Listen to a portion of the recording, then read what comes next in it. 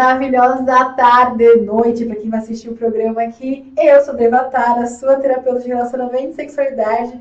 Estou aqui hoje com a maravilhosa Ana, que agora eu tenho que pegar aqui de novo, aqui para falar aquela maravilhosa que está aqui com a gente hoje, contando a sua história, contando a sua jornada, que vai ser maravilhoso esse programa. Estou muito, muito, muito feliz de ter ela aqui com a gente, iniciando esse trabalho, que vai ser trabalho de março, iniciando o mês das mulheres. Ela vai contando a sua história, a sua jornada aqui em Cotia, seu trabalho de militância. Ela que é comunicadora, multimeios, jornalista, mãe, ativista socioambiental, ela vai falar bastante sobre essa questão, sobre essa militância dela.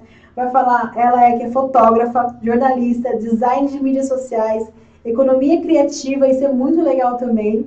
E vou falar sobre o trabalho dela, com ferramentas de construção no mundo regenerativo, e eu faço sobre a jornada dela dentro da espiritualidade. Então vem com a gente que vai ser maravilhoso esse trabalho. Esse programa de hoje está incrível, tenho certeza que você vai adorar. E já segue a gente aqui, se inscreve no canal, manda para quem tiver interesse, porque esse programa está muito legal.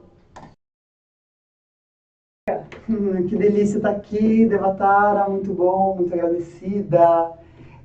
Mês das Mulheres, né?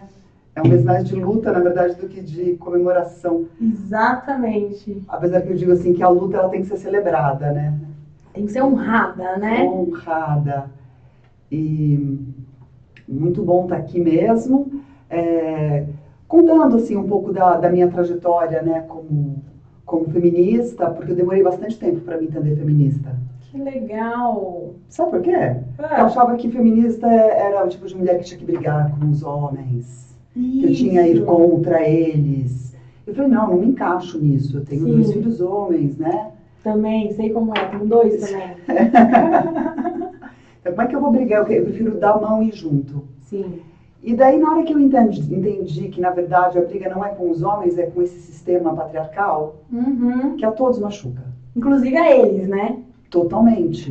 Então, porque daí ele não pode chorar, ele tem que ser viril a vida inteira, ele não pode demonstrar seus sentimentos, ele tem que dar conta, tem que ser rico para ser um homem, tem que ficar com todas as mulheres que quiserem ficar com ele, ele tem que ficar, senão ele vai ser julgado. Sim, com certeza. Então, é um sistema bem cruel mesmo, e daí machuca o planeta, que para mim é o grande, né, a grande bandeira mesmo, porque daí vê tudo isso.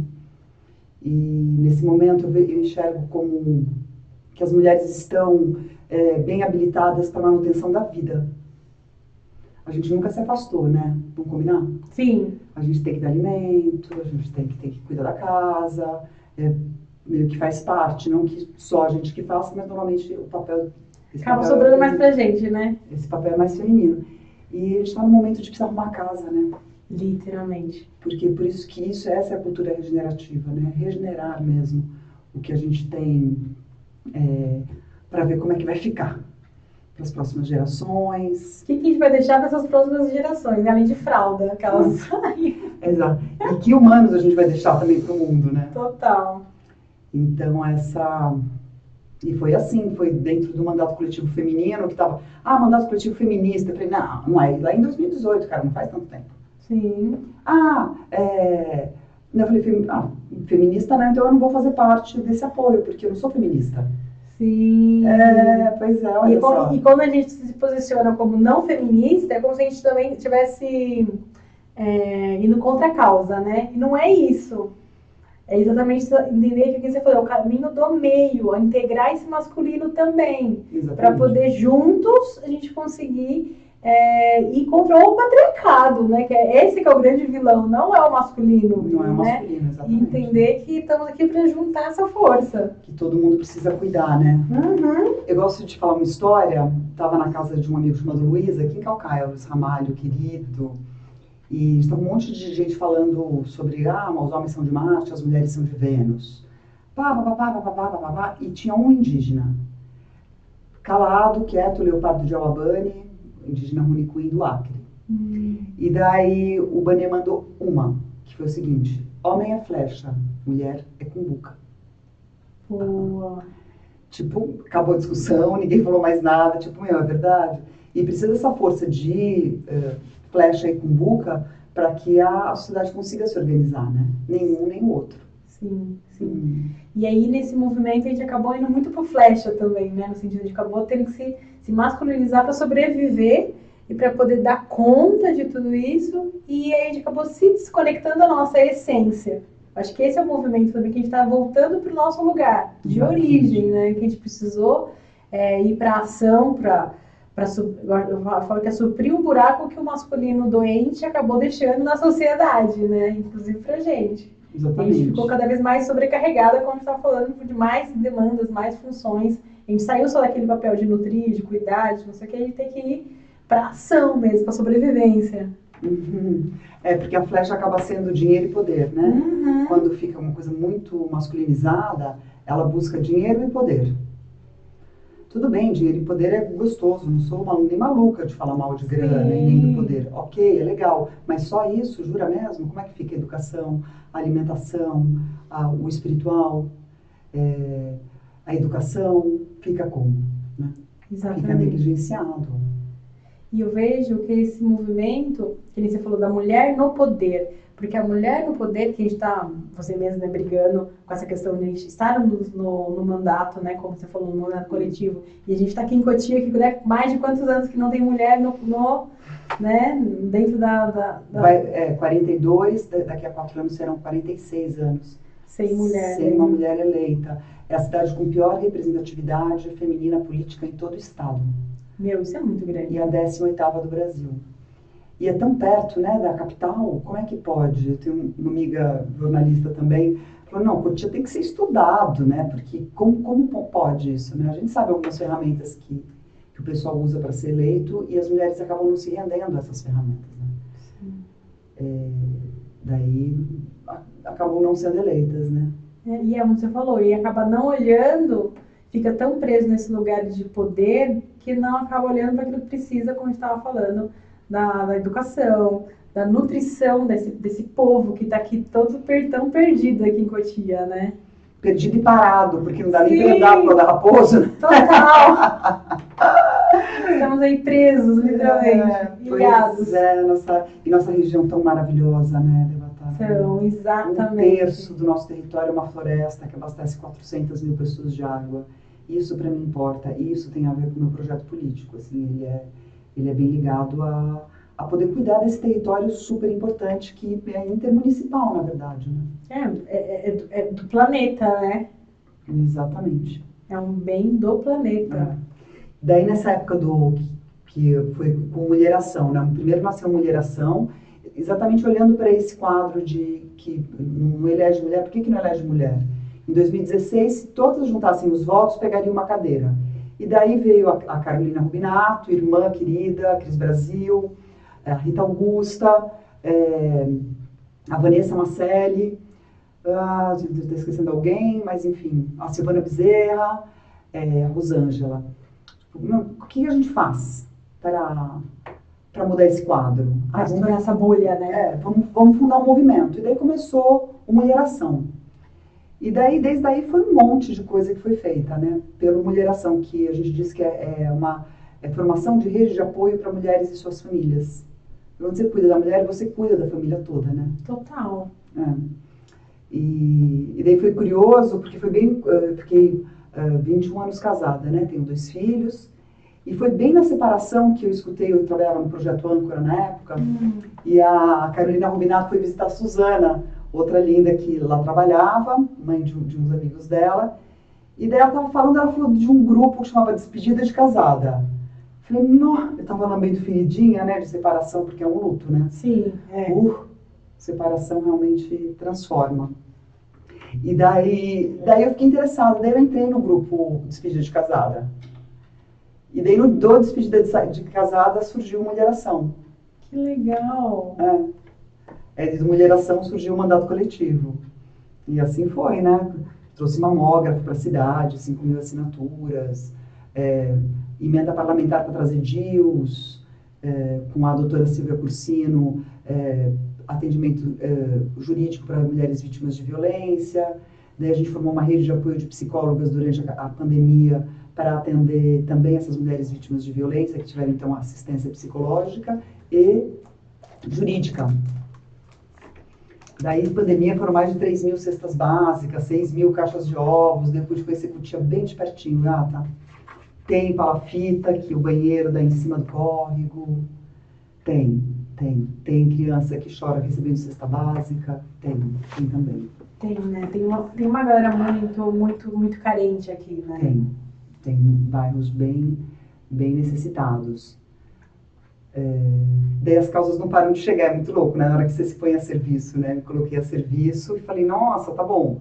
Primeiro meio ambiente, daí ampliou para as mulheres, daí eu fui trabalhar na Associação São Joaquim de Apoio à Maturidade, que daí eu vi a história da envelhecência, do etarismo, o quanto você não pode envelhecer no país que mais faz cirurgias plásticas do mundo, né?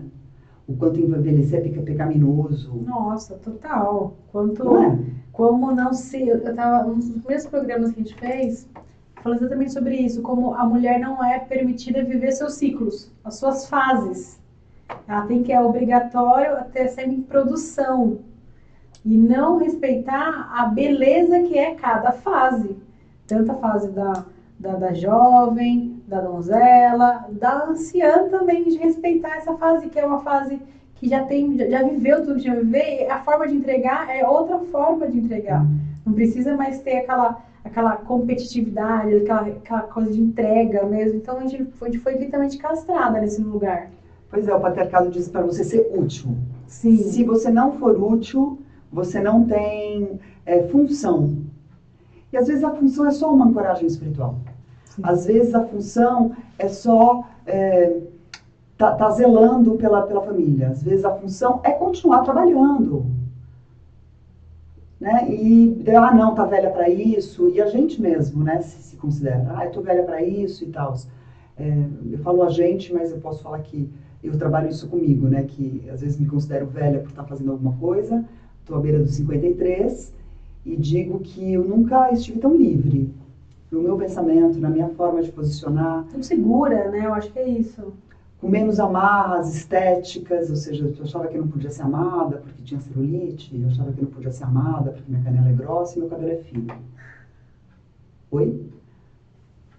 Daí isso foi indo por baixo, assim, foi, graças à boa deusa, foi se desmontando, né? Bastante apoio do meu companheiro, Maurício, que também me faz me ver de uma outra forma. Então é esse masculino com esse feminino que estão dispostos a se encontrar e transformar e gerar coisas, né? Porque o masculino e o feminino, eles geram fertilidade, geram vida. E a vida pode ser filhos, pode ser ideias. Pode ser projetos, pode ser projetos, pode ser autoconhecimento. Então, honro muito assim, esse encontro mesmo. Sendo que masculino e feminino nessa vida é bom que ele não seja não binário, né? Porque assim, masculino e feminino vão falar, mas você está sendo transfóbica, homofóbica por isso. Não, é uma força criadora mesmo, reconhecida. É um equilíbrio, né? Existe, né? Não adianta. Estava vendo um podcast chamado Erótica. E que tinha esqueci o nome dela, infelizmente, eu esqueci o nome dela, depois eu trago aqui. Que ela diz exatamente sobre o binarismo e a dualidade, que é diferente, ser dual e ser binário. Porque a dualidade está aí o tempo inteiro. Sim. Dia, noite, sol e lua, homem e mulher, branco e preto, doce, céu e inferno. Sim. Exatamente. Já o binarismo coloca alguma coisa acima, né? O binarismo tem a ver com isso, assim. O homem está aqui, mulher está normalmente mais embaixo, né? Submetida, saindo da costela, né? De alguém. E é isso, né? E eu vejo que a gente tem que sair desse lugar de querer brigar e buscar realmente esse equilíbrio de entender que existe lugar para tudo e todos, né? No caso, assim, é sair desse lugar mesmo de querer só brigar. Né? E sim buscar esse equilíbrio de poder ser e viver independente de gênero, independente de questões sociais, financeira mesmo, porque a gente fica brigando por essa questão, a gente só quer o equilíbrio básico para a gente poder sobreviver e viver de uma forma equilibrada, saudável, aquilo que a gente merece de fato, né? Porque se a gente colocar a questão assim da natureza, a natureza é em equilíbrio. Exatamente. Tipo, ela é prosperidade e abundância, não tem falta, não tem escassez, tem muita abundância em questão de água, em questão de comida. Então, assim, é só respeitar os ciclos, o equilíbrio, né? Aquela roda mesmo, a questão é que a gente não respeita os ciclos.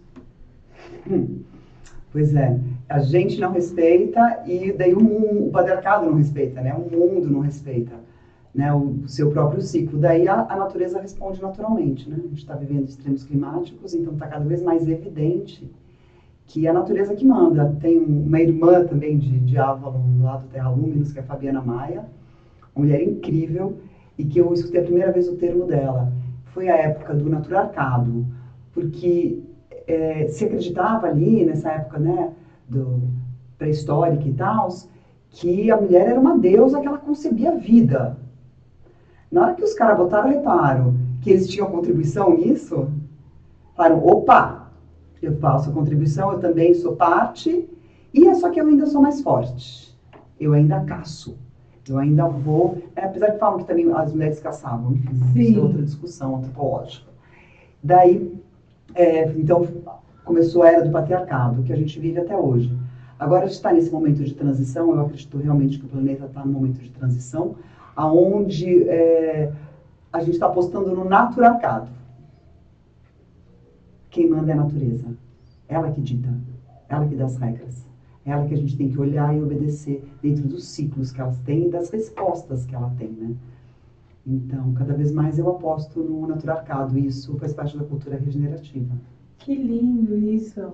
E você falou com relação a Luminous, né, que é uma ecovila, né? Ai. E que você tem um trabalho lindo lá também que você desenvolve junto com a Avalon, né? Avalon nasceu no Terra Luminos. Eu queria que você falasse mais sobre esse projeto. Mana, o Terra Luminos é onde eu recebo as minhas melhores nutrições. Eu já tive a oportunidade de fazer vivência lá, então assim, é um lugar muito especial. Você foi lá? Você conhece? Sim, conheço. Quero saber também. A minha história com o Luminos foi com a Fabi, né? Uhum. Na verdade, a gente se conheceu aqui na Floresta dos Unicórnios, com outra mana que é a Nicole Reuntberg, ali com o Michel Aradon e tal. E daí conheci a Fabi e a gente acabou ficando amiga. E daí conheci o Luminos ali no começo, antes, quando era o sítio mesmo, lá, acho que foi 2012. E lá foi crescendo de uma maneira muito linda, muito conversada, muito linda. E hoje em dia lá é uma base de cultura regenerativa. Sim.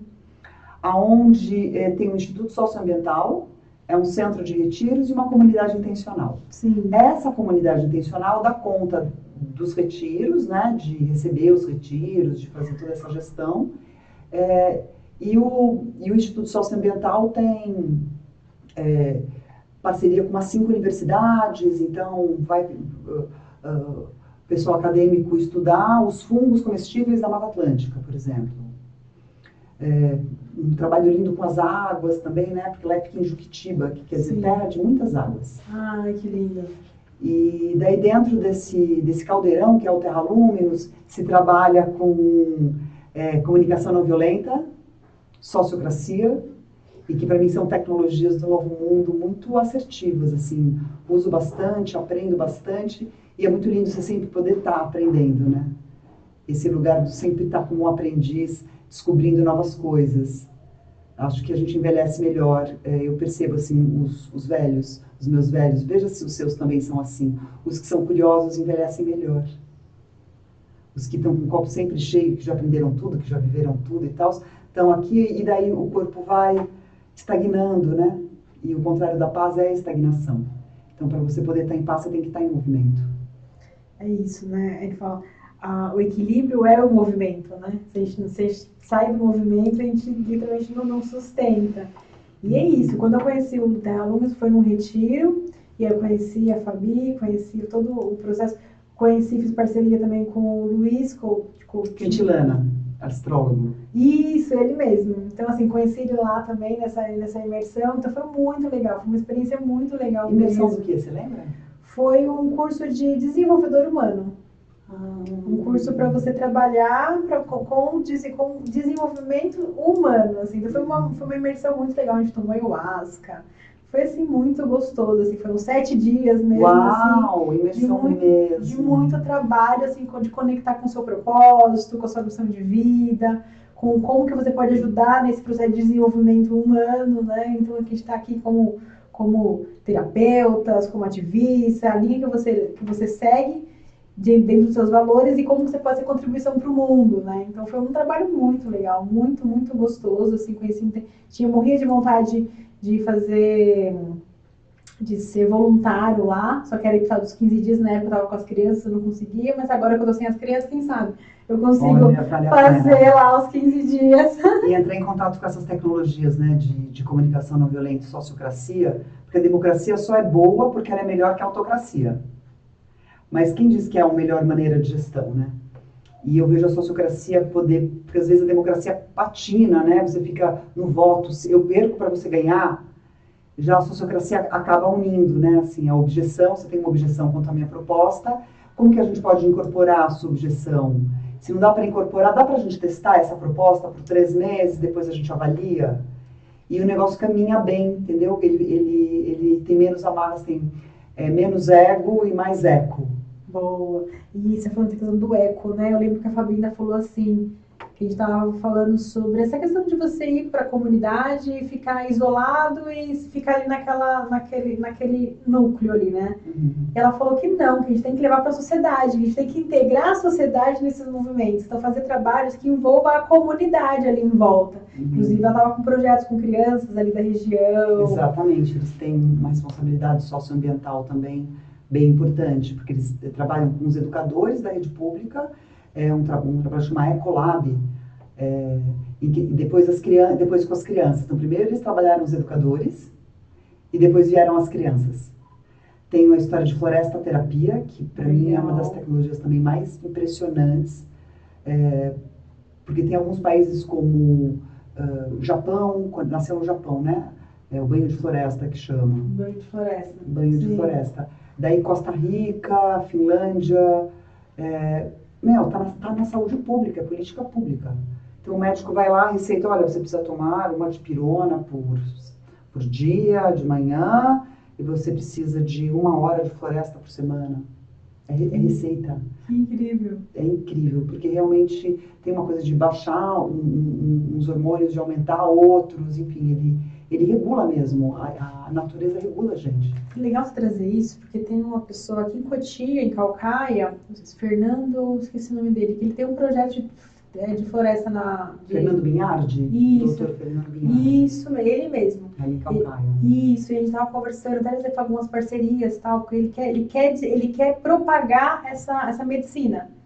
Né? Então, como que a gente pode fazer para poder as pessoas saberem que isso também é uma tecnologia que também cura? Exatamente. A gente ficou tão assim, do remédio, da tecnologia, que a gente esqueceu do natural, aquela coisa, seja natural, né? Sabe? Aquela coisa do o menos é mais. E que a gente é parte da natureza, né? Total, a gente é totalmente integrado.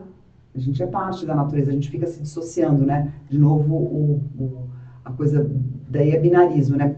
A minha cabeça e o meu coração. E meu espírito, gente, é tudo junto e misturado, né?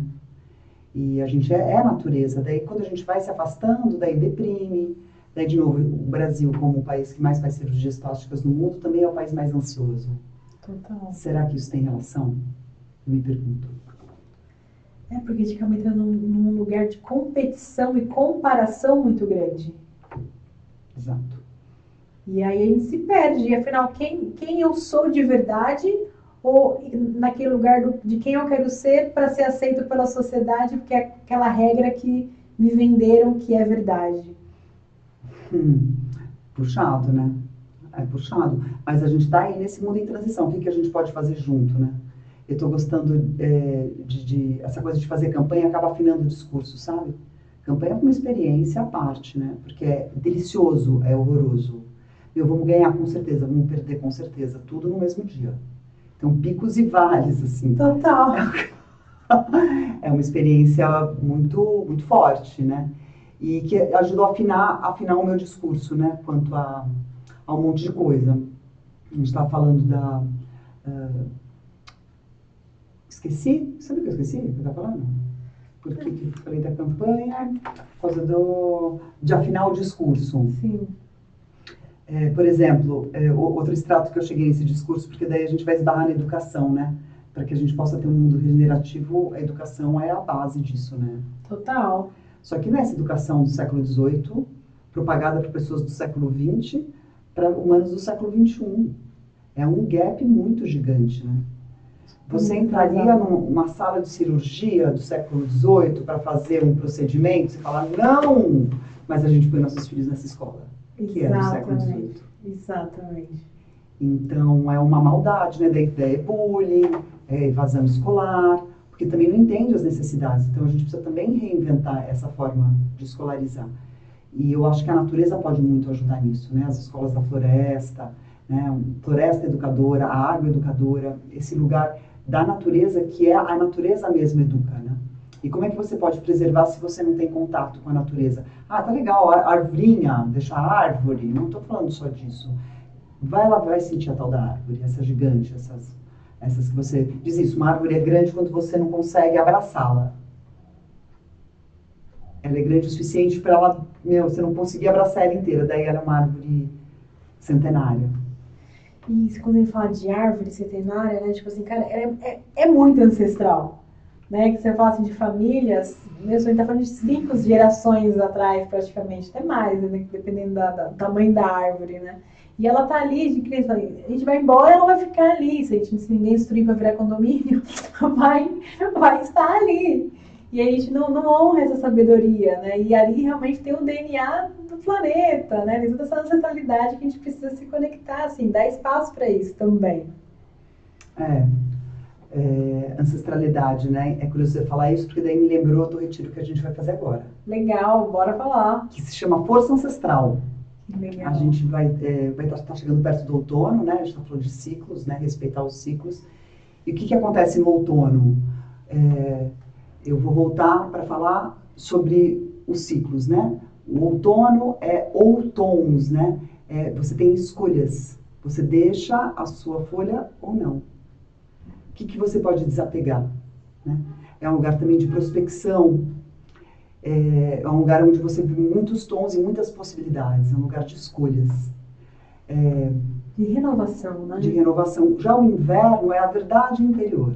Então, depois de que você soltou, então agora vamos ir para a nossa verdade interior e ver o que a gente quer realmente fazer, o que é possível fazer. Mas isso você só faz no inverno, não que você só faz no inverno. O inverno possibilita melhor essa verdade interior. Essa introspecção, né? A introspecção. Daí você tem a primavera, né? Passou o inverno na primavera. A primavera é a primeira verdade. Ah, que lindo! Né? Todo mundo, a Dedete das estações, todo mundo quer a primavera. Imagina, a primavera é rebelde. A primavera vem rompendo, vem florindo, vem o que não tinha cor ela coloca, né? Uma donzela, né? Para depois ser o verão, que é ver em abundância, verão, ver grande, ver iluminado, né? Onde tem essa força. Então agora a gente está no outono e em Avalon, Selvagem Feminino, esse movimento começou com a Fabi Maia lá no Terra Luminos, e com a Marcela, com a Rô, com a Joana também passou por nós, Joana Freire. Maravilhosa, você falou Picos e Vales. Picos e Vales é dela, exatamente. E a Marcela Gonçalves. E a gente celebra solstícios e equinócios, né, honrando os ciclos, né, então o dia mais escuro do ano, o dia mais claro e os dias que são iguais, né, os solstícios é o dia mais claro ou o dia mais escuro, e os equinócios são os dias exatamente iguais. E agora a gente se aproxima do outono e a gente vai fazer dessa vez lá em Joanópolis, um lugar que se chama Orquestra do Silêncio. Que lindo! E a gente vai trabalhar sobre ancestralidade, né, 86 triavós a gente tem, imagina quanta história que se tem no seu DNA. Porque você não quer acreditar no espírito, ok, mas o DNA é incontestável, né? Sim, é ciência, né? É científico. Nem pode porque é ciência, né? Mas eu adoro quando a ciência e o mágico se namoram, né? Sim. É super interessante. Sim, total. Então, aproveitar essa highway e a gente vai estar fazendo... A gente faz exercícios sistêmicos, alimentação lá é ovo-lacto-vegetariana, a gente usa também comunicação não violenta, faz uso das medicinas da floresta, muito canto, muita dança, voltar para a fogueira. A gente volta para a fogueira. Volta para a fogueira. Ela conta, fala que na fogueira tudo acontece, transmuta, conta histórias, a gente reza, a gente se nutre. Em volta da fogueira acontece muita coisa, né? Muita cura. Eu sou suspeita, adoro. Uma fogueirinha. Uma fogueirinha, um fogo, também. Literalmente. E trazendo assim um pouquinho para quando que foi que você se conectou? Você contou um pouquinho o ano, mas o que aconteceu na sua jornada que você, né, veio provavelmente assim dessa questão do jornalismo? Aonde foi essa conexão com essa espiritualidade? Você sempre teve essa conexão? Quando você falou assim, peraí, precisamos mudar essa questão do meio ambiente, como que você se conectou com essa... A espiritualidade como ligou com o meio ambiente, né? Ótima pergunta, Devatara, ótima. Porque a parte de espiritualidade, ela vem desde muito pequena, né? Minha mãe falava que pintava espiritualmente, apareciam umas coisas, umas penas brancas em casa, a gente não sabia de onde.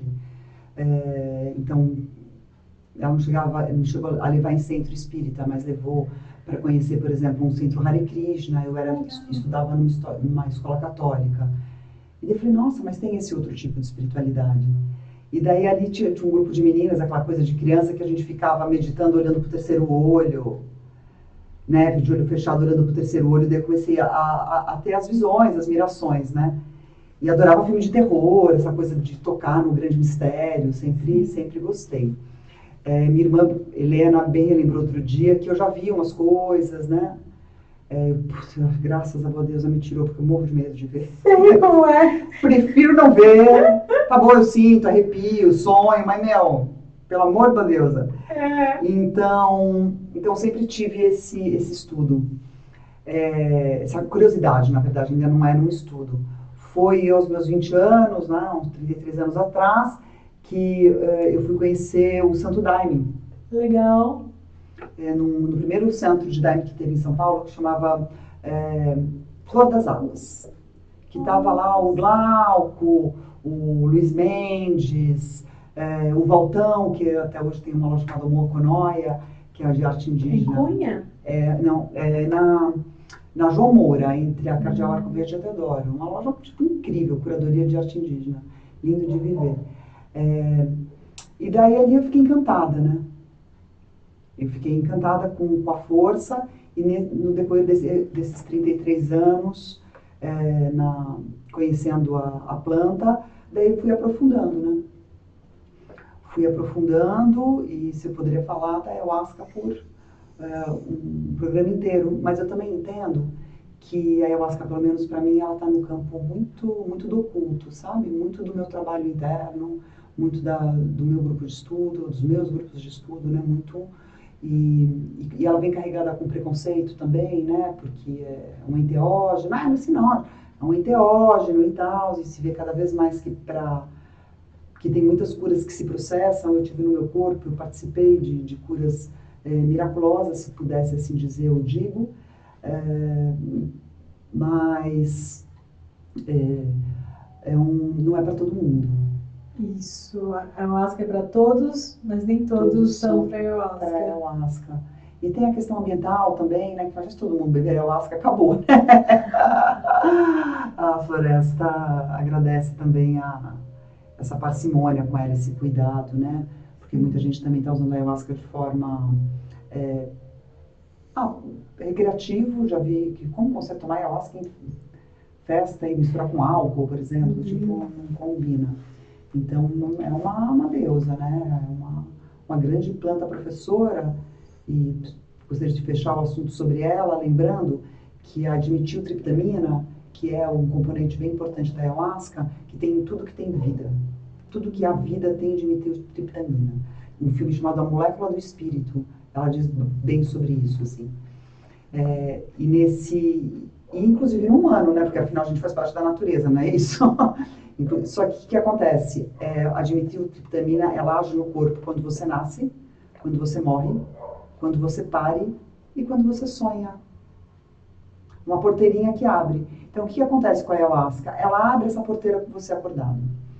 E daí você acessa esses mundos inconscientes de uma maneira muito, muito magnânima, muito, muito linda.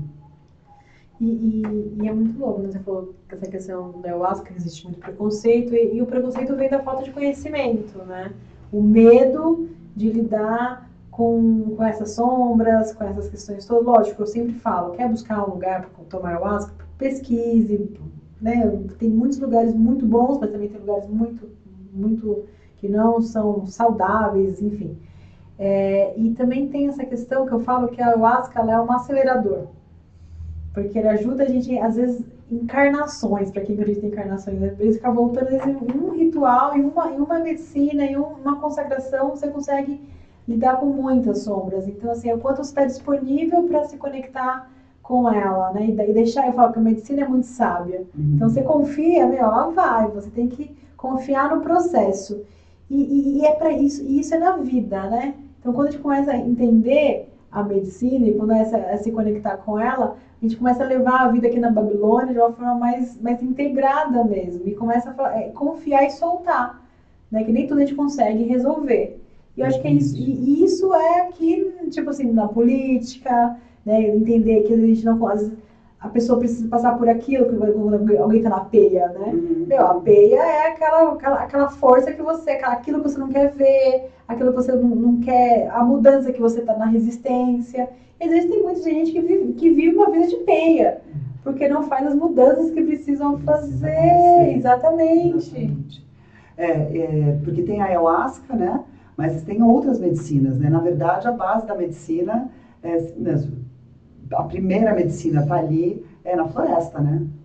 Então, dentro dos povos originários, a gente tem o rapé, a gente tem a sananga, a gente tem os próprios cogumelos, e daí entra nas ervas, né? Toda a artemisia é para isso, a cidreira é para aquilo, né? Toda essa delicadeza que a natureza oferece, né? Porque ela dá você tem a doença, mas a natureza te dá a cura, né, dela. Isso é muito lindo. E daí em Avalon a gente consagra, né? As medicinas também, tipo, como eu falo, o ponto ápice do retiro, que vai ser lá em Joanópolis, que vai ser de 14 a 16 de março, ou seja, carnaval, passou uma semana, no outro final de semana. Que legal. Estamos recebendo, tem bastante avalonesa longeva, como a gente diz, quem está ali já faz bastante tempo, então isso está honrando bastante a gente. Quem está chegando agora na guia é a Gabriela Hess, que é uma atriz, super artista também, tem um trabalho lindo com os povos ciganos. Que lindo, acho que eu vi uma chamadinha. E eu acho que tem muito essa questão também de se conectar com a ancestralidade, quando fala das ervas, se conectar com essa bruxa, com essa feiticeira, com esse lugar de ouvir as ervas, se conectar com a planta, se conectar com o que a planta está te falando. E quando a gente consagra a medicina, é muito isso. O que a medicina está te falando? A gente teve a oportunidade de consagrar o rapé agora, antes de vir para cá, para estar aqui a serviço de vocês. E é isso, nossa, quando eu consagrei o rapé lá fora, que você passou sobre mim, eu me conectei totalmente com a irmã que fez o rapé. Eu falei, nossa, que força incrível. E é isso, se conectar com a mensagem que você precisa naquele momento, seja através de um chá, né? Você falou, às vezes é um chazinho que você precisa, uma camomila, cara, já vai se conectar. E a gente vai se desconectando dessa coisa simples, que não é nada simples também, né? Que tem toda uma tecnologia ali. Mas a gente vai buscando sempre o complicado, o difícil. E a gente vai se hipervalorizando o complexo e esquece que a cura está ali, às vezes, é no respirar, no soltar, no deixar fluir, deixar as coisas no campo. Exatamente. Poder recorrer à natureza, para a nossa própria natureza, né? Sim. E aí, tem todo esse movimento de entender aonde que está a sua ancestralidade também nesse movimento, né? Da onde você falou das ciganas, né? Uma bruxaria, dependendo de que linha, às vezes aonde está a sua essência, onde que está a sua raiz, né? E eu acho que tem um pouco disso, essa desconexão da nossa história, né, da história do nosso feminino, da nossa, quem foram as nossas ancestrais de fato, né? Exatamente, que história, né? Que dor que elas têm e que eu carrego, e que eu nem vejo que eu estou carregando, né? É uma força mesmo. Mas você sabe que daí a gente vai entrar também num hemisfério que é a autoencarnação e tal. Eu prefiro nem olhar, porque eu tenho tanta coisa para dar conta nessa, que eu vou olhar, ai meu, o que eu fui da autoencarnação, o que eu serei, eu não sei, gente, é grande mistério. Daí eu respeito, assim, do tipo, não vou tocar no grande mistério esse tanto, de querer desvendá-lo. Nossa, né? A minha insignificância. eu falo muito isso, que eu trabalho com, enfim, não é que eu trabalho, mas eu tenho formação de regressão. E sempre quando alguém me procura com esse intuito, eu falo, mas pra quê? Por que você vai mexer com isso? Qual é a intenção de fazer essa curiosidade, né? O que você vai fazer com isso? Porque é uma portinha de Pandora. Você abre, mas aí você vai dar conta pra quê? E às vezes não é isso. Que nem você falou. Às vezes eu preciso de recursos que já tá aqui. Eu preciso lidar com isso que tá aqui agora. Pra que eu vou lá olhar? Lógico, às vezes mas eu volto pra quê? Por que eu vou abrir essa caixinha se eu preciso lidar com recursos aqui, agora? Porque às vezes eu sinto que vou pôr fogo no andar de cima, sabe? Aqui já tá pegando fogo, jura mesmo que eu vou abrir de cima e vai pegar fogo no andar de cima também? Preciso dar conta desse fogo daqui agora, né? E você sabe que uma coisa que eu uso bastante, que é o seguinte, você tem dois tipos de ser humano. Aqueles que acreditam que somos almas que habitam corpos, e aqueles que acreditam que morreu e acabou. Para aqueles que morreu e acabou, eu peço desculpa agora. Porque depois você vai ter acabado mesmo e não vou ter essa oportunidade. Sim. Pra gente que acredita que somos almas que habitam corpos, é praticamente um planejamento, bem. Eu estou planejando, porque já que eu sou alma que habita um corpo, então tem alguma coisa depois. Então, pro depois, de alguma maneira, eu já estou preparando, eu já estou olhando, também olhando para trás, né? Quem veio para trás, para também liberar quem está atrás, para poder também liberar quem está na frente. Não quero que meus filhos tenham as mazelas de toda uma hereditariedade, que sem dúvida eles já pegam. Mas diz que o que a gente mais aprende com os nossos pais é como não ser. Nossa, é verdade. Porque como ser a gente já é, né? O trabalho mesmo é você poder mudar aquilo, né? E daí você pega a ancestralidade. E daí esse tema tão precioso, tão raro, para poder desvendar, misturar, desvelar a coisa dos segredos da família, né? Total. Desvelar, é uma morte. Eu não conheço melhor terapeuta do que a morte. Não, total. E você falou essa questão toda, né? E trazer essa questão dessa ancestralidade e trabalhar, honrar que foi do jeito que tinha que ser. Todo mundo, de uma certa forma, fez o seu melhor com os recursos que tinham, né? Cada vez, hoje, graças a Deus, a gente consegue ter acesso à medicina, a terapias que antigamente os nossos pais provavelmente não tiveram, agora que a gente está falando mais sobre isso. E poder passar para os nossos filhos coisas que a gente passou e que eles não precisam passar, né? Dar para eles essa oportunidade de escolha e falar que, realmente acaba em mim muitas coisas. A gente poder pegar, assim, honrar aquelas que eu falo assim, com certeza minha mãe, minhas avós, minhas tias, enfim, toda a minha ancestralidade passou por coisas para eu estar aqui hoje, literalmente, senão eu não estaria aqui. E hoje eu posso fazer coisas para minha filha poder seguir e ser ela também, sem precisar repetir padrões, sem precisar reprimir desejos, enfim. E poder simplesmente ser. Eu acho que é nesse lugar que a gente está tanto buscando simplesmente poder ser, sem precisar ficar brigando tanto. Lógico que a gente precisa ainda buscar o nosso espaço, que a gente está aqui para isso. Mas pode ser leve também, acho que pode ser divertido também. Acho que trabalho muito com cogumelo e com cacau, que traz muito essa questão do tipo, cara, pode ser leve, pode ser divertido. A gente desconectou um pouco dessa questão do prazer, da leveza. Ficou tudo tão difícil, tão complicado, que a gente se desconectou dessa alegria de viver. Do humor, né? Tem o palhaço Magnólio, pai da Tita e da Lígia, né? Que são minhas sobrinhas para a vida, né? Ele falava assim, a alegria não tira a nossa seriedade. Isso, é sobre isso. A alegria não tira a nossa seriedade. E foi dentro de uma escola espiritual que tem a palhaçaria num lugar muito, muito precioso. Você trabalha também. Tem, Sim, isso. Eu ia falar, A palhaça, Tatiana. Sim. Nasceu em Calcaia, ela. Que delícia. Danadinha. E foi ali que eu descobri assim, a história do palhaço como... É o primeiro que é o único que zoa do rei, né? Uhum. O único que tem a permissão de zoar do rei. Posso contar uma história de palhaço? Com certeza. Vou contar então. O palhaço sentou, o povo da corte sentou no trono, o rei estava viajando. Ele foi lá e sentou no trono. Falou, pelo amor de Deus, palhaço, sai daí. Aí é o rei. Eu sou melhor do que o rei. Ha! Palhaço, como assim? Só Deus é melhor do que o rei. Eu sou melhor do que Deus. Ah, ninguém é melhor do que Deus. Eu sou ninguém.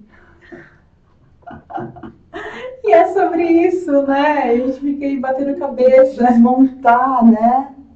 Essa seriedade, fazer refletir, né? Quebrar os padrões, né? Porque a sociedade, se a gente não romper, se a gente não transgredir, a sociedade não avança. Percebe? Os avanços sociais, eles foram dados a partir de transgressões. Olha o que Jesus Cristo, vamos falar de Yeshua, um menino milagreiro? Bora. Né? Menino milagreiro, o clube dele parece que tá meio zoado, mas... Tá meio distorcido. Tá meio distorcido, né? De arminha na mão, né? Na igreja com a arminha na mão, enfim. Não sem julgamento, mas com um pouquinho dele, porque eu não consigo. Ponto de vista, né? A vista do meu ponto. Né? O mais transgressor que ele foi um refugiado, preso político. Morreu na mão dos religiosos. Andava com os excluídos, né? Andava com os excluídos. Pão para todo mundo, como assim? Prostituta? Junto com prostituta? Oi?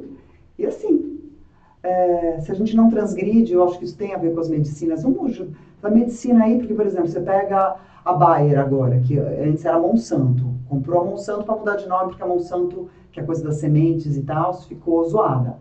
Então, comprou a Monsanto. O que acontece? Eles dão um alimento com veneno e depois eles dão um remédio para tratar o alimento com veneno. Não é o capital maravilhoso? Total. Olha, simbiose total, né? E daí eu fico assim, 48% da população mundial vive em segurança alimentar.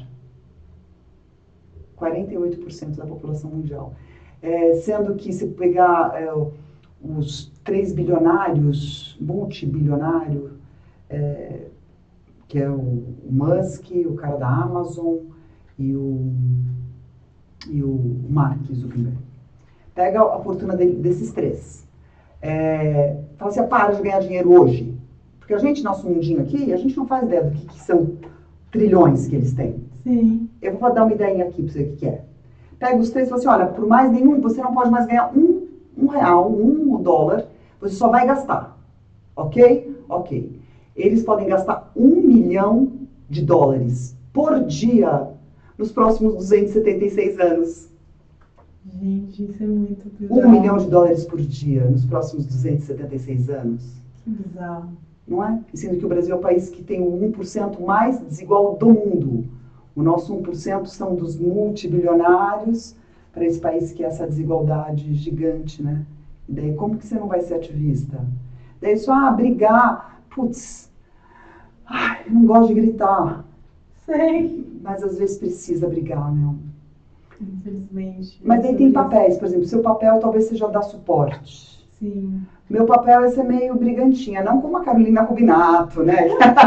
Que ela sai dando tapa e não me irrita. Mas eu acho que eu vi Rita Lee muito cedo. Total. Então teve a liberdade, né? Rita Lee é uma mulher liberta, total, assim, inovadora. E que me fez ser uma mulher mais livre, eu acho. Então, um belo dia eu resolvi mudar e fazer tudo o que eu queria fazer. E aceitar essa ovelha negra, né? Que a gente escolheu ser para fazer a diferença. Honrar também que é um lugar também de cisão, né? Quando a gente escolhe sair da caixa e viver a nossa verdade e falar assim, tudo bem, eu sou ovelha negra da família mesmo e vou aqui curar todas que vieram, né? E bora lá. E eu vejo muito isso no nosso trabalho social, digamos assim, que é ser espelho de uma forma bem humilde e responsável também, tipo, cara, dá espaço para as mulheres ser também. Aí ele fala assim, cara. Só vale se for assim, né? Exatamente, porque a gente precisa, não é que nem aquela coisa, não é subir para poder empurrar a irmãzinha do lado, não, pelo contrário, é falar assim, mano, vamos juntos, porque eu tenho direito, mas você também tem. E entender que a gente só vai conseguir fazer isso se a gente for juntas, literalmente. Sair desse lugar de competição. Muito legal, porque agora, sabe o que me lembrou? Das princesas Disney. Ah, total. Sei como é. Você vê princesa Disney com amiga, bem? Não. Nenhuma delas tem amigas. No máximo elas têm irmãs zoadas. Madrasta má? Madrasta. Mães nulas que não aparecem. Um rei, porque é isso, patriarcado, um rei super ali que você precisa, né, que obedecer. Ai, meu pai, meu pai. E elas não têm amigas, não têm rede de apoio. Daí acha super legal a Branca de Neve. Fia, a outra né, a Bela Adormecida, daí o quê? O cara te beijou, você estava inconsciente, você achou legal? Uhum. E é muito louco isso. Os corpos, né, a cinturinha, a canela fina, o cabelão. O outro rouba a voz da Ariel e ela mesmo assim se apaixona. Sim, isso é silenciada, a gente né? cresceu achando que a gente precisava ser princesa. Exatamente. Só que a gente se salva, né, da própria torre, né? Não, total. Eu falo que eu sou Fiona total, né? Aquela coisa da Fiona, aquela coisa que eu até falo que hoje que a gente tem esses discursos, né? A Valente, hoje os próprios desenhos da Disney já estão mudando também. Não tem mais essas coisas. Então, assim, cara, que legal que não tem mais tanto esse lugar de eu preciso ser salva. Por quê? Eu posso me salvar também, eu posso ser livre, eu posso dançar e fazer o que a minha alma está pedindo, está gritando, né? E a gente ficou assim, literalmente silenciada, como diz a Ariel lá, né? Então eu vou contar uma de ponta que eu soube ontem. Sabe o Carlos Saldanha, o cara que é o brasileiro da Era do Gelo? Ah, sim. E também trabalhou. Ele contrataram botam um roteiro agora, que vai ser a história de Iemanjá, que briga, Hollywood, animação, que briga com Yansan. Mentira! Sério! Que legal! E conforme, né, o moço que relatou nesse vídeo que eu vi, eles fizeram o maior estudo, pegaram o roteirista que cresceu numa casa em que os pais eram do candomblé. Que legal! Então, só que vão virar superstars, assim, tipo, que lindo. De orixá para superstar, não é interessante? Que lindo! Falei, dessas horas você fala assim, tem jeito, estamos em transformação, mas que, né, os extremos climáticos, não sei se também está passando ansiedade climática, porque toda vez que chove muito eu só fico pensando na Raposo, minha rua caiu, ó. Então, você vê algumas coisas que você fala, será que agora que vai ser? Não, tem os pontos de luz, né, assim, umas crianças incríveis, né. Total. Eu digo que, assim, eu acredito nos menores de 21, aposto nos menores de 14 e obedeço os menores de 7. Que lindo! Faz obedecer, né? Eles sabem tanto e depois a gente esquece, né? A gente sabia tanto. Onde foi que a gente esqueceu? Esqueceu de dançar, esqueceu de desenhar, esqueceu de falar a verdade. É verdade. E a gente foi reprimindo mesmo essa inocência, né? Essa questão de falar, de perdoar também, que a criança tem muito, essa questão de esquecer, de, tipo assim, de brigar aqui, daqui a pouco tá brincando ali, né? De ressignificar as coisas. E realmente a gente de levar a vida não tão a sério. E não é aquela que você falou, não é de não ser sério, é de ser leve, de ser integrado mesmo. Então, a ferro e fogo, né? Tenho os meus princípios até o final, não posso errar. Ai, cada vez eu tenho mais preguiça de gente que não erra, sabia?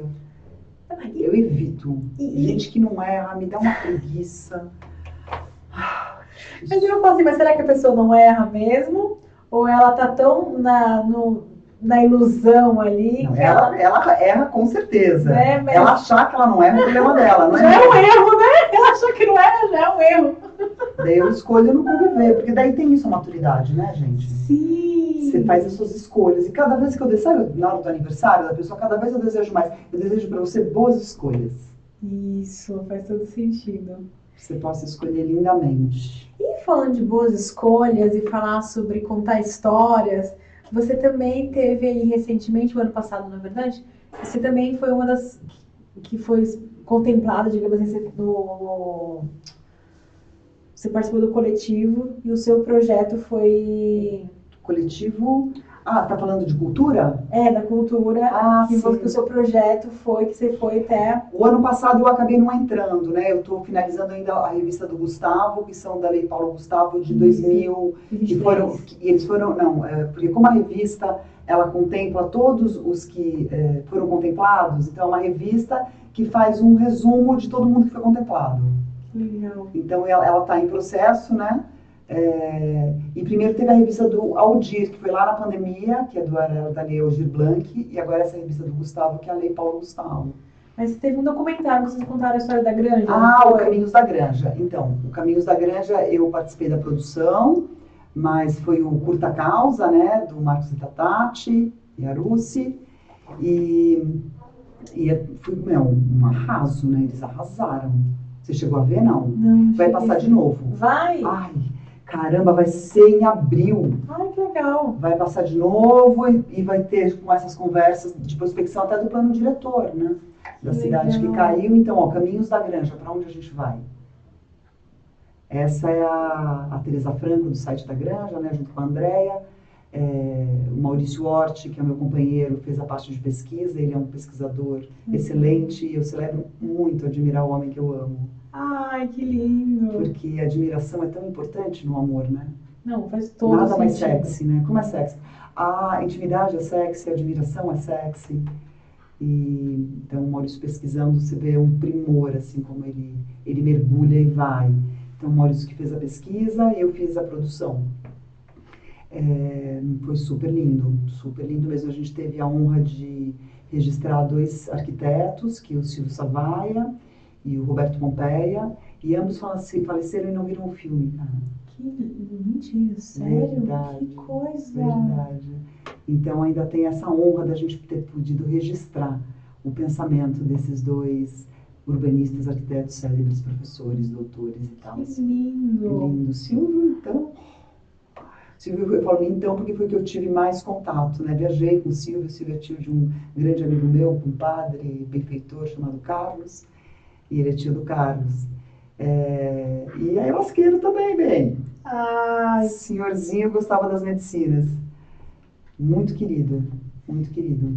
E você falou, né, você trouxe alguns momentos do Maurício, né, como seu companheiro, como que você honra, como que está construindo essa jornada junto.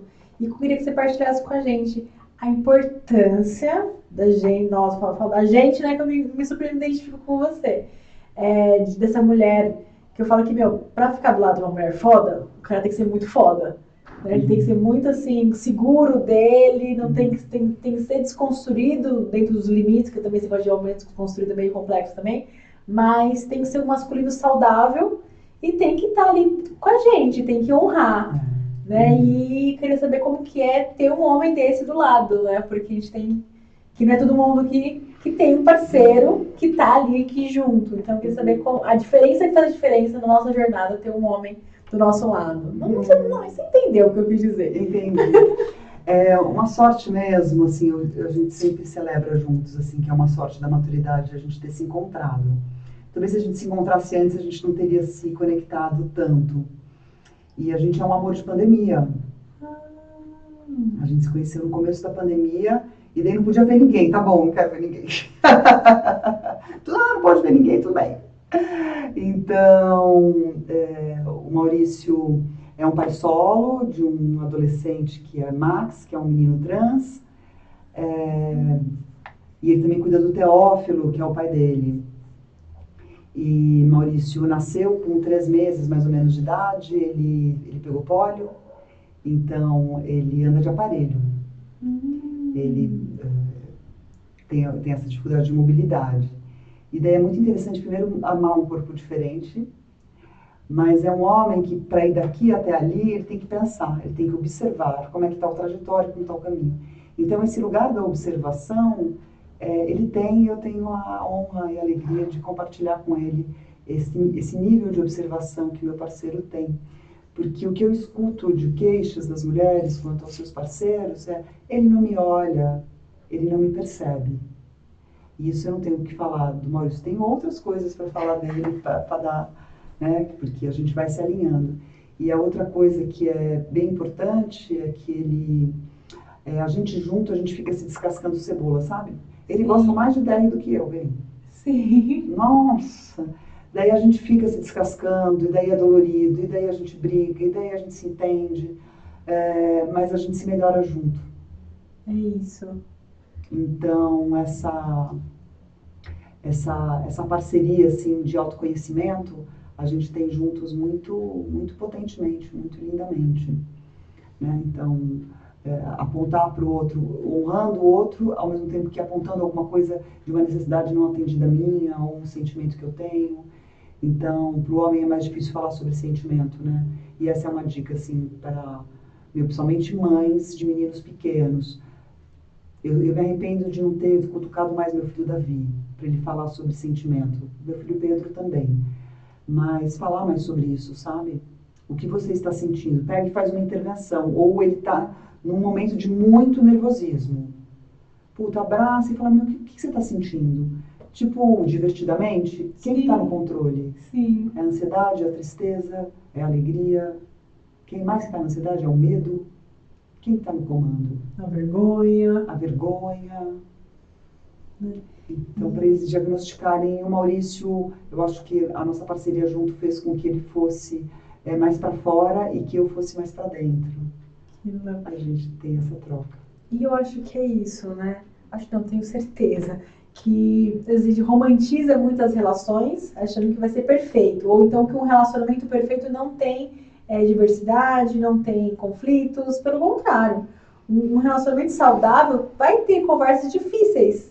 Porque se não tiver conversas difíceis, vocês estão simplesmente jogando para embaixo do tapete algo que vai estourar lá na frente. Total. E que eu falo que às vezes tem casais que estão juntos há anos, que daqui a pouco olham um para a cara do outro, eles não se conhecem mais porque eles não foram fazendo os alinhamentos adequados na jornada, não foram se apaixonando pelo ser que aquela pessoa hoje é, porque a gente não é mais, você não é a mesma pessoa de um ano atrás, imagine de 10 anos atrás. Da pandemia, então, né? Então a gente vai se transformando, são camadas dessa cebola. Agora, se você não está disponível você não está interessado em se conectar, porque tem gente que não está interessado. Falei para o meu parceiro, você não tem vontade de falar as coisas que você sente? Ele olhou para minha cara e disse, não. Mal cara lavada. O que eu vou fazer? Separar, né?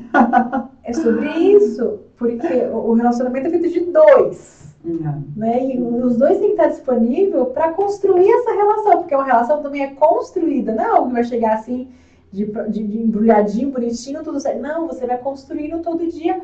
Agora, o que tem que estar muito bem alinhado é para onde vocês estão caminhando. E aí que eu falo dos valores e alinhamento, né? Se agora esses dois estão caminhando para o mesmo caminho, para o mesmo objetivo, aí a gente vai fazer dar certo, né? Que você falou. Diz que tem um tripé, né, para fazer dar certo, que é o rir, pensar e gozar. Nossa, muito importante. O gozar é muito importante. Acho que os três, assim, eu sinto que os três são super importantes para uma relação poder ter conexão e ser aprofundada, né? Se algum dos três tá faltando, fomenta. Fomenta, porque fazer a gente pensar, né? E aprofundar.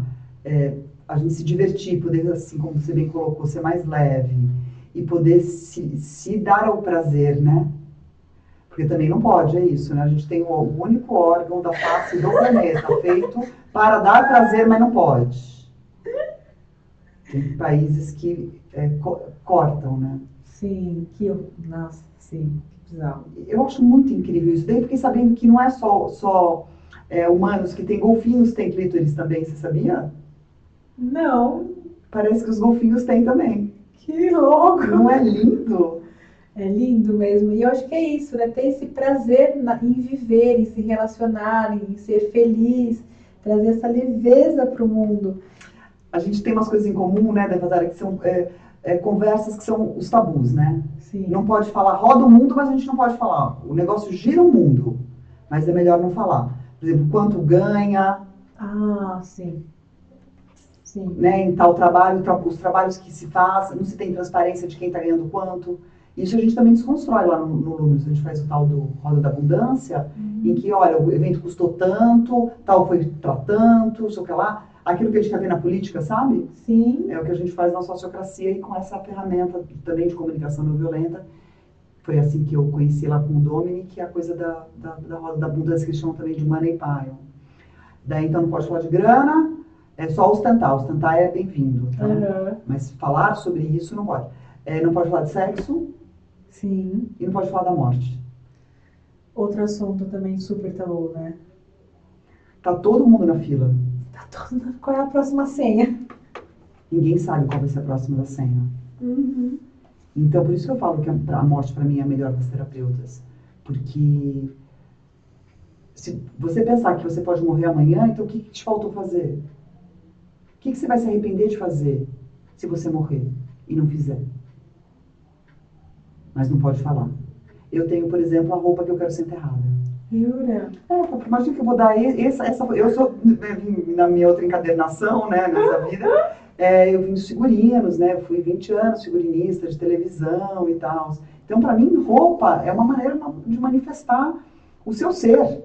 Não a moda me dá preguiça, o salto da estação, a cor da estação, um monte de preguiça. Mas que cor que me cai bem, que decote que me cai bem, como eu me sinto, que roupa me dá mais poder, que eu me sinto, né? O que está esteticamente divertido para mim hoje? Qual que é a roupa do dia, né? Então, esse lugar. Então, imagina que eu vou deixar para os meus filhos esse rolê. Precisa, né? Então tá lá. Se eu morrer amanhã, pelo menos Uma coisa separada. E esse é o trabalho que eu faço, né? Do meu lado B, que é parteira da passagem, doula da morte. Sério, conta mais sobre isso. Nossa, doula faz todo sentido. Doula da morte. Eu fui lá, acho que foi em 2009, num seminário com o Roberto Crema, que é um antropólogo, ele é reitor da Unipaz, um homem magnânimo. Foi a primeira vez na minha vida, e talvez a única, onde as palavras dele entravam no meu ouvido e saíam pelos olhos. Tamanha verdade, tamanha conexão. Impressionante. Roberto Crema é o nome dele. E o Roberto Crema fez assim, estão precisando nesse mundo de parteiros da passagem. O Pierre Weiss tinha acabado de fazer a passagem dele, que é aquele livro, sabe, O Corpo Fala? Sim. Esse livro o Pierre Weiss com mais o Leloup, né? Fizeram esse livro. E para mim foi um livro super importante na minha vida. Essa coisa da leitura dos corpos, né? E daí aquilo ficou vivo em mim. E já aconteceram algumas vezes, né? De poder ajudar a encaminhar, receber música para poder ajudar a encaminhar. E é muito interessante, assim, tanto a pessoa inconsciente é mais interessante ainda, porque o campo fica super aberto, então você consegue entrar de uma maneira, claro, sempre com o consentimento dos familiares, né? Uhum. Mas quando entra no paliativo, o que vai fazer? Vai esperar. Então, o que você faz entre esperar e morrer? A Ana Cláudia Arantes, né, tem uma doutora Ana Cláudia Arantes, tem um trabalho primoroso disso, que livro Histórias Lindas de Morrer. E ela tem um monte de livro, e é uma estudiosa, uma mulher de missão, né? O Tom Almeida também, do Instituto Infinito, é um outro professor. Da gente falar sobre isso. Total. Então, os tabus, né, não pode morrer, somos infinitos. Sim. Desculpa, não somos. E você falou essa questão aí, e realmente, só quem esteve perto da morte, passou por situações, ou realmente passou por enterrar pessoas muito próximas, né? Que entende como que é importante, talvez, esse trabalho seu mesmo, porque não se fala sobre. Tanto assim, a pessoa que está passando pelo processo, que você falou, paliativo e tal, mas também a família. Né? Como que a pessoa lida com isso? Que você falou assim, você trouxe, você escolheu a sua roupa. Eu falei assim, cara, se você falar onde você quer ser enterrado, você trazer essa conversa, nossa, parece que o clima já cai, né? Todo mundo já começa a falar assim, não, para falando sobre isso. Exatamente. Mas é assuntos que a gente precisa ser falado, porque é a nossa verdade. A gente precisa, qual é o seu último desejo? Aquela coisa, né? De ser respeitado. Então, acho que tem muito, muito importante. E como que funciona? Te procuram? Como que é esse movimento? Quem que contrata? Como que funciona esse movimento, assim, de tipo, quando que eu tô precisando de uma doula? Sabe, assim, tipo, como que é esse movimento? Como eu faço parte do Avalon, né, o Selvagem Feminino, então já tem um lugar de guiança nesse sentido. Então, uma parte é de Avalon, tem uma parte também né, no meio das pessoas que me conhecem, amigos e tal, muitos do rezo mesmo, que me vê atuando como guiança, como sacerdotisa mesmo, né? E a minha parte, porque nos cuidados paliativos, você tem uma equipe, né? Você tem um médico, você tem, sei lá, o geriatra, você tem o fisioterapeuta, e você tem o capelão ou capelã, que trata da parte espiritual. Sim. Não é religião, é espiritual. Então, o que faz sentido para você? Então, é muito lindo, de verdade, como eu falo a gente porque somos nós mesmos, a gente fica treinando a intuição e a leitura do campo. Na hora que você chega num espaço onde a pessoa está próxima de fazer a passagem, fica muito claro. E daí pergunto para os familiares, né, também se a pessoa está inconsciente, senão eu pergunto para ela mesmo, né. E às vezes o paliativo pode durar anos. Isso que eu ia falar, exatamente. Ou às vezes pode estar inconsciente. Então é um conforto mesmo, né. Então a primeira vez que aconteceu foi uma vizinha minha que estava com o marido derramado há uns 10 anos. Ele tinha tido um derrame que só foi piorando, ele estava com muita dificuldade de fazer a passagem. E eita, não posso falar. Me veio agora para não revelar a história inteira. Mas o que eu posso revelar é que eu vi a egrégora das irmãs dele, que eram muito católicas. Eu vi essa egrégora. E daí eu rezei num dia, no outro dia, depois de uma semana era para eu voltar, não consegui, ia me atrasar, liguei, não consegui, era o dia que ele estava fazendo a passagem mesmo.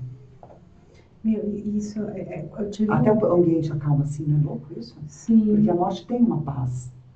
Tem. Para quem passa esse processo da morte, tem uma amiga querida, Adriana Pena, ela é doula da vida, né? Ela traz as pessoas para o mundo. Só que ela passou por uma experiência de morte. E ela morreu mesmo um tempo. Ela se viu de cima. E foi depois disso que ela virou doula, que foi estudar a doulagem. Depois de entrar em contato com o mistério de maneira tão contundente, que ela foi estudar a doulagem. Nossa, e eu imagino, porque falando dessa questão da morte, assim, eu tive um processo com meu pai muito, muito forte. Comentei até com você uma vez, mas que assim, foi na ayahuasca, antes dele falecer, eu recebi informações mesmo do que ia acontecer, então eu fiquei sem entender nada do que estava acontecendo. E aí depois, quando meu pai sofreu um acidente, eu comecei a fazer um processo de desligamento com meu pai, que falaram para mim que eu precisava ajudar ele a fazer essa passagem. Eu comecei a fazer as orações, comecei a fazer um processo de desligamento mesmo, né? Oração, não sei o que lá. Só que depois meu pai meio que voltou do coma, não sei o que lá. Aí eu comecei a me sentir culpada. Falei, nossa, eu tava querendo matar meu pai, tava aqui rezando, cantando pra subir, né? Eu falei, nossa, que horror. E beleza, eu fui lá tomar minha ayahuasca de novo. No final de semana, ele faleceu. Eu fiquei o tempo todo, tecnicamente, com ele. Ele teve a melhora da morte. O dia que eu saí de perto dele, que eu fui tomar sagrada ayahuasca, ele morreu. E assim, é um mistério. É esse movimento mesmo, que a gente não sabe quando. Não se sabe. Não é interessante? Eu falo isso assim porque quem já viveu bastante tem mais facilidade de você aceitar. Quando morre cedo. Eu mesma não sei lidar bem, assim, teve um querido chamado Kevin, um bailarino, que eu não posso falar que eu choro. Ele não tinha 16 anos. Menino promissor, preto periférico, gay, mega promissor. Morava aqui no Revelado. Conheci ele no Projeto Âncora. Eu tenho foto dele beijando meu nariz de palhaça. Ai, que lindo! Lindo mesmo. Mas até hoje, se eu falo dele, eu me emociono, porque eu falo, como é que é isso? Mas dentro do panteão aqui, sinto que a gente pode estar trabalhando junto em alguns lugares. Ai, confio, de verdade. Confio de verdade nesse tempo e espaço, né? Porque a gente se limita muito aqui na matéria, na 3D, e a gente acaba colocando assim, morreu, acabou. Né? E na verdade eu Almas falo... que habitam corpos, é isso, ou morreu e acabou. Eu falo assim, não, ele só, eu acho que nasce para a verdadeira vida quando fala, né? E diz que o contrário da morte é o esquecimento, não é a vida. Faz todo sentido. Quando você esquece, e esse, dentro do meu trabalho de jornalismo e da dolagem da morte, uma coisa que para os que estão conscientes, ou mesmo para a família eu nunca fiz, mas para os que estão conscientes, estou preparando, que é você pegar e ver álbum de foto com as pessoas. Porque essa é a pergunta norteadora. O que você quer ser lembrado depois que você for embora? Faz todo sentido. Pega e faz um livrinho. Pouquinho, não é um livrão da vida, uma biografia, mas algumas fotos, alguns pontos. Eu gosto de pensar de 7 em 7 anos, conforme a antroposofia e a cabala, ver se aquilo faz sentido. Porque se você for voltar de 7 em 7, normalmente, não é uma regra, né? Porque nada é uma regra, né? Isso que é lindo também, né? Coisas acontecem. Então, fazer essa revisitação e entregar um livreto da vida. Porque daí a sua tataraneta vai olhar e falar, nossa, essa avó que eu tive, essa minha tataravó, olha que mulher incrível, uau, olha o que ela fez, que corajosa. Olha como ela era jovem, parece com você, papai. Histórias, né? Não é? Eu estava falando sobre isso, como que a gente perdeu o hábito de contar histórias. Na verdade, assim, na minha família tem as histórias não contadas, né? Nossa. Que é o que mais tem. E essas questões, cara, eu tô literalmente filosofando sobre isso, né? Ainda mais a gente chegou nessa conclusão que hoje ainda nós, né, nessa era tecnológica, vai ter registros, né, nossos, mas antigamente não tem. E aí, que história você quer contar? Por que você quer ser lembrado? Qual é o seu legado que você vai deixar aqui nessa jornada, nessa vida, Não né? é forte isso? É muito forte. E agora você sabe que, lembra que eu falei que os menores de 7 eu obedeço? Olha como eles lidam com o luto. Querem esconder da criança por quê? Meu, leva no enterro mesmo. Consolida ali, o corpo tá ali, sério. É aquilo mesmo, faz parte da vida. A morte é vital. Só morre porque você tá vivo. Meu irmão tem uma música que fala: só tá pronto para viver quem tá pronto para morrer. Uau!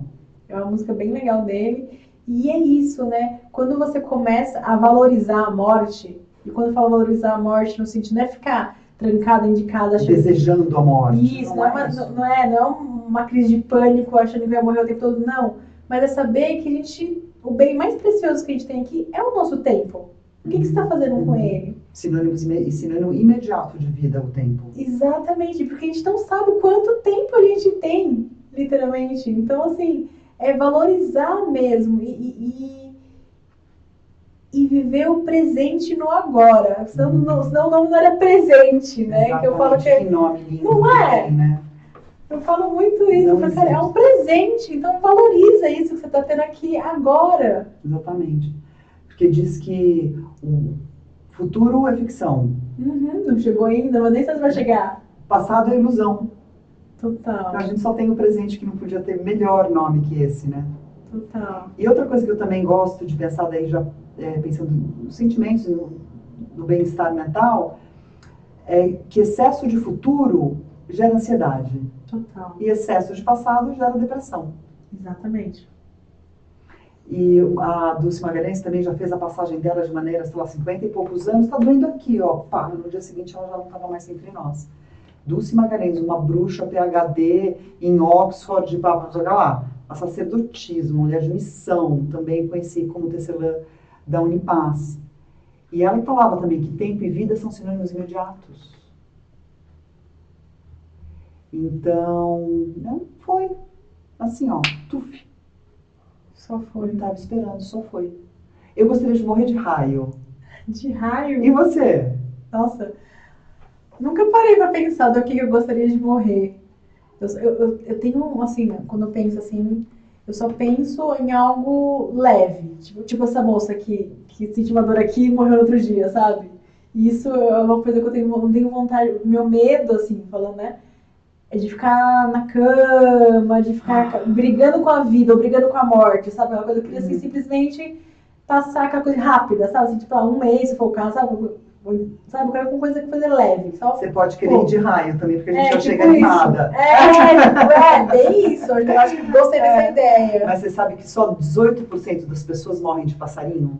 É mesmo? E se diz, morreu, teve um ataque do coração, ou morreu dormindo. 18%. Então, ou seja, a possibilidade da gente não morrer de passarinho é grande. E daí eu digo assim, como doula da morte, que todo mundo é meu cliente.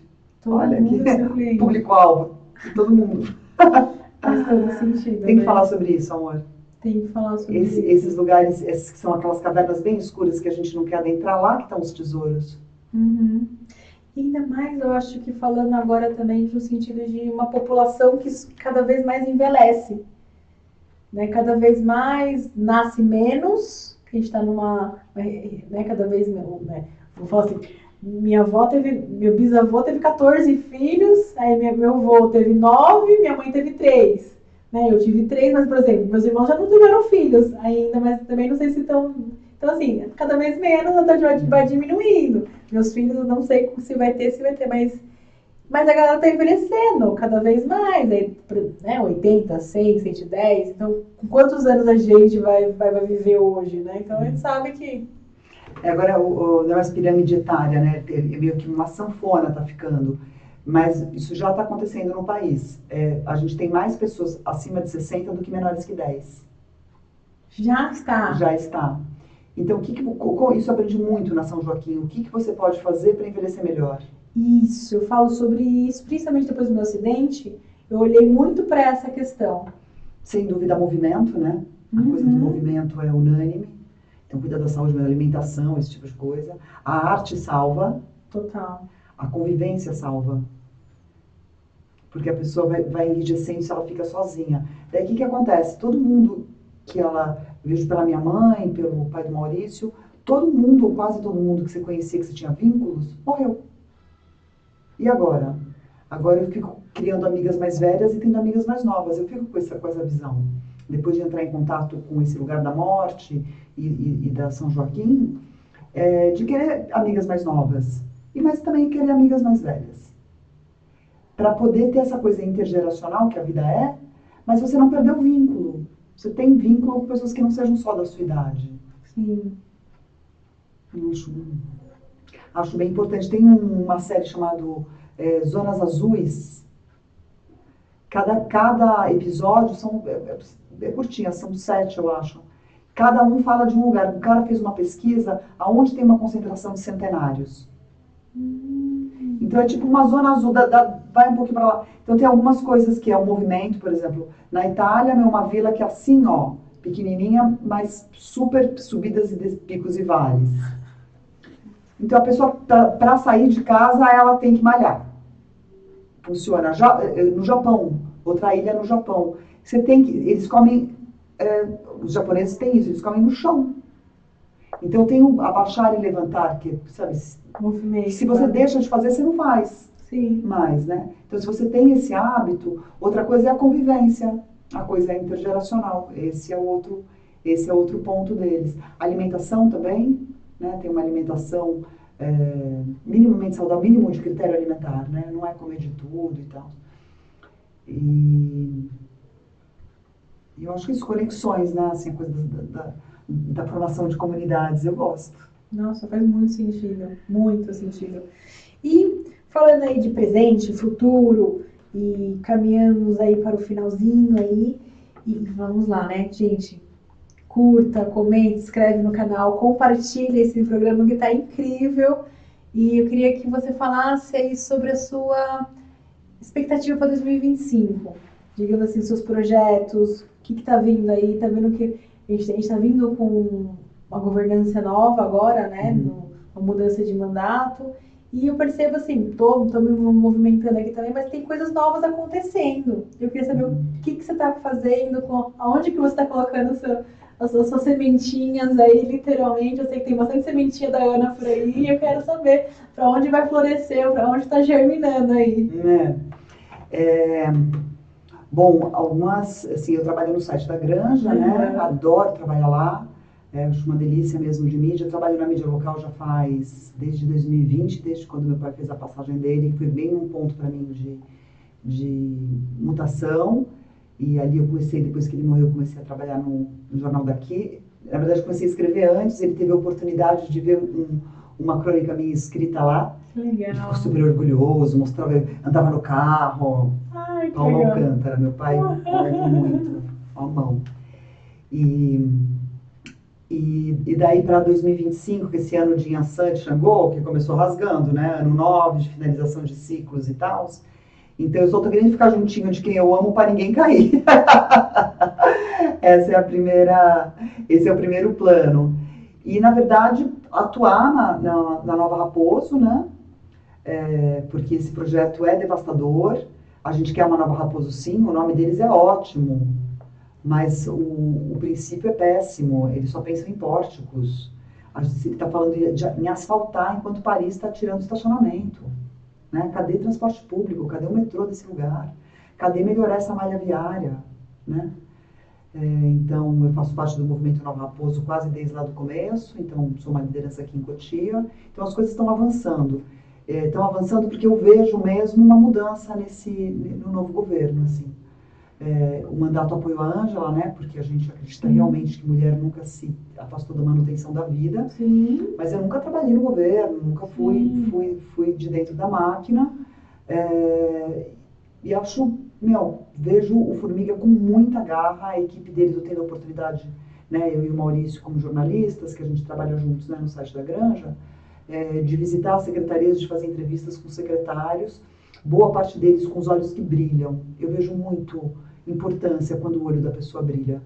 O próprio Formiga, eu votei no Formiga lá quando ele foi vereador, foi candidato a vereador com 17 anos de idade, eu achei aquele menino com muita garra e continuo achando ele um homem de muita garra, assim, a torcer para que não se renda, né, a toda essa sedução do poder, né, e tô vendo, coisas avançando bastante, assim, como querendo desmontar, né, os processos do Ministério Público que não estavam andando, eles estão pondo fermento para que andem.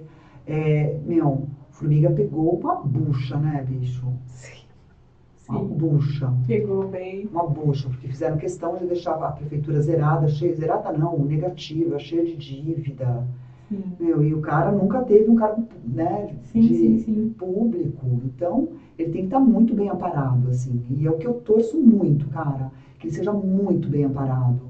E que as pessoas ajam de uma maneira honrosa, com essa oportunidade de gestão, nessa cidade que vai atravessar Nova Raposo, privatizada. Você tem a reserva do Morro Grande, que é um terço da cidade, onde que também está a Sabesp, que agora é privatizada. Então tem algumas leis que seguram a reserva, mas não é absolutamente consolidado.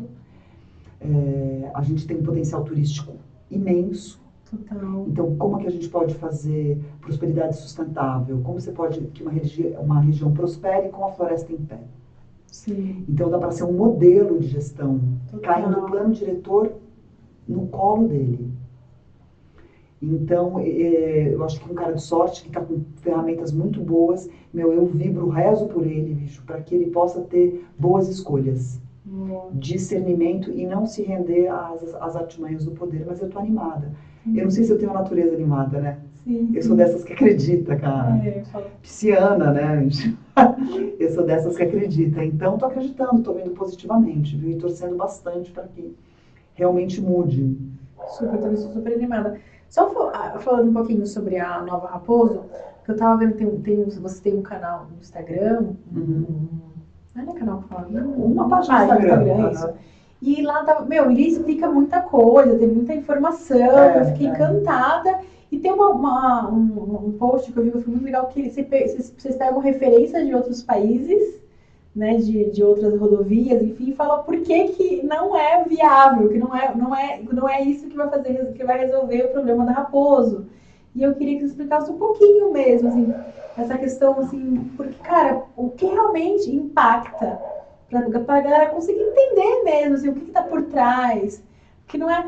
Ninguém quer o trânsito da Raposa, ok, que você falou, né? Mas, cara, não é desse jeito que vai resolver o rolê. E nem asfaltando, né, num momento de extremo climático, cara, não dá, é proibitivo.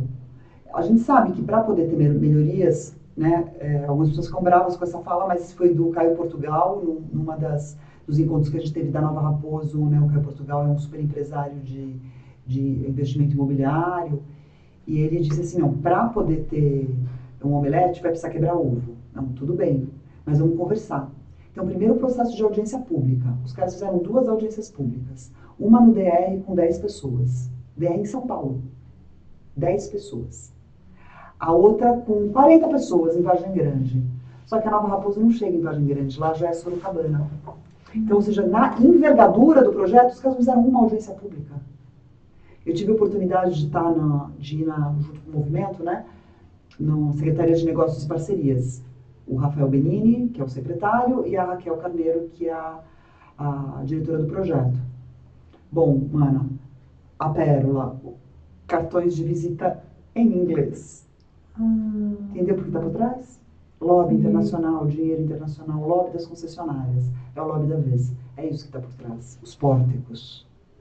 Agora na Dutra, não sei se você viu, você tem os pórticos. Se tiver muito trânsito, você paga mais no pórtico. Você paga mais. Porque você paga conforme a rodagem, conforme a quilometragem. Se você passa muito, você paga menos. Eles têm lá uma matemática deles. Mas sabe o que eles alegam? É para você não incentivar o trânsito, para você não pegar quando está muito congestionado. Que absurdo, que fora da casinha. Não, fora, assim, eles estão sem medida. O governo do estado está sem medidas com a coisa da privatização. Sem medidas, só pensam em grana, nada é mais importante do que dinheiro e a eleição do Tarcísio daqui a 2 anos. Esse é o foco, é o que eu vejo. Sim. E acho que não estou enganada. Posso estar, mas eu acho que não. Outro absurdo da Nova Raposo. Vai ter, na verdade, uma ligação de Itapevi até a Regis. São 2 vias. São 2 vias. Uma dessas vias vai passar mais ou menos a 1 quilômetro do Morro Grande e vai impactar cerca de 360 nascentes. Tanto do sistema Alto Cotia como do Guarapiranga. Para quê? A gente precisa. Então, está mexendo em ecossistemas muito delicados. A Mata Atlântica, a gente tem uma ligação, porque do Morro Grande até o Parque Serra do Mar, só a Regis que corta exatamente esse corredor. É muito rico aqui. E a Mata Atlântica ela precisa de árvores grandes para poder se regenerar num todo. Não dá para sair cortando e recortando. Porque é uma questão de manutenção de vida. O que a gente precisa para viver, Devatara? Respirar, água. Comer? Sim. É o que precisa. Agora, você imagina na Raposo 9 anos de obra? Você viu que já está enchendo ali no 17? Aí, quando o 17 está alagando. Não dá para você mais transitar. Se chove, aí tem esse negócio de ansiedade climática. Eu estou passando isso. Eu falei, mas se eu chover, não vou poder pegar Raposo. Nossa. Então, a gente quer uma nova Raposo, mas a gente quer conversar. Eles alegam que teve 1.800 contribuições pela internet, só que para ler o projeto, né, a gente recebeu pelo site como jornalistas, eram 400 páginas, tinha arquivo em CAD, que é aquele sistema, aquele programa que só arquiteto abre. Para não ter acesso mesmo, né? Tinha páginas em inglês. É para não ter acesso, eles gostam do não acesso. Inclusive, nessa reunião com o secretário Benini, por isso que para mim isso é um ponto muito nevrálgico. É assim, eu sei que vocês estão incomodados com... Eu chamo ele agora de Rafael bem mínimo, depois dessa. Eu sei agora que vocês estão incomodados com o processo de audiências públicas, que ele é realmente falho, mas nós fizemos o que estava dentro da lei. Mano, esse processo de audiência pública precisa ser revisto. Muito precisa ser revisto. Porque no plano diretor, esta foi a mesma dor de Cotia, né? Daí o Ministério Público parou. Daí conseguiram avançar. Agora parou de novo. Então, audiência pública regulada. Sim. As 1.800 contribuições foram o quê, Fio? O que vocês mudaram no projeto? Isso não tem transparência, não tem divulgação. Só mostram os Matrix lá, andando a pílula azul e a pílula vermelha, como se fosse uma coisa linda, maravilhosa. Não é, gente. Imagina a quantidade de desapropriação. Imagina 25 metros de cada lado na Raposo. Tudo que vai desapropriar. Até o 34. Até o 34 é muita coisa. Nossa, é muita Todas coisa. aquelas árvores do começo do Butantã. Não sei, agora que está passando calor, né, gente? Tá calor pra caramba, né? Quem não tá passando Todo calor? mundo procurando sombrinha. Não vai ter, filha. Sombrinha não vai ter. É ecocídio. A Nova Raposo é um ecocídio que precisa ser revisto. E o nosso prefeito ele tem a condição de dar uma brecadinha nisso se ele quiser. Segurar o rolê, né? Se quiser, vai brigar com o governo do estado, vai. Mas eu acho que também essa hora da briga precisa, entendeu? A flecha. Sim. Precisa ter culhão, né? É bem... E pensar em projeto político. Qual é o projeto político do prefeito? Eu não sei dizer. Eu não sei dizer se é dar a mão pro Tarcísio, se é ser oposição a ele. Sim. São vertentes delicadas nessa Perigoso, porque o jornada. Tarcísio é competente, ele é ardiloso, ele é estratégico. Ele sabe o que ele está fazendo e ele quer dinheiro. Sim. É o que eu vejo. Posso entrar num lugar de julgamento aí meio perigoso, mas é como eu sinto. Sim. Eu costumo falar o que eu sinto. Estamos aqui para isso, né, gente? Falar o que a gente sente, falar a nossa verdade, a nossa militância, dar voz para aquilo que é verdade pra gente. E é isso, espero que a gente consiga aí, cenas do próximo capítulo agora, né, torcer aí tanto para a jornada aí, para que dê tudo certo e continuar fazendo os nossos trabalhos aqui na formiguinha, né, mas ao mesmo tempo não parar. E não deixar sermos silenciadas. Eu acho que isso também é muito importante, né? Para isso a gente precisa se seguir. Eu vou contar as páginas. Posso? Pode. Lá no Instagram, eu sou a Ana Ecofeminista. Tem o Nova Raposo Não, tem o site da Granja e tem o Mulheração. Mulheração. Mulheração, é tudo junto. É Mulheração. Beleza. Você me manda todas as redes também, porque eu já coloco aqui embaixo no programa. E é isso, gente. Ana, muito obrigada de verdade. Grata, querida, pela oportunidade. Por esse sentir, por essa transparência, por esse transbordo que foi o programa hoje. Contar um pouquinho sobre a sua história, sobre a sua jornada aqui nessa cidade maravilhosa. Eu sou suspeita, eu amo Cotia. Então eu confio muito aqui que a gente está nessa jornada de fazer diferente. E é isso, galera. Segue a gente, compartilha, vem aqui propagar isso que a gente tá... A gente não está sozinha, né? Eu acho que é isso que a gente está propagando, que a gente pode, juntas a gente consegue tornar essa jornada mais leve e divertida também, né? Por que não? Por favor, viva, viva. Hash, vamos se despedindo, beijos. Tchau, pessoal. Obrigada pela audiência. Até já. Até breve.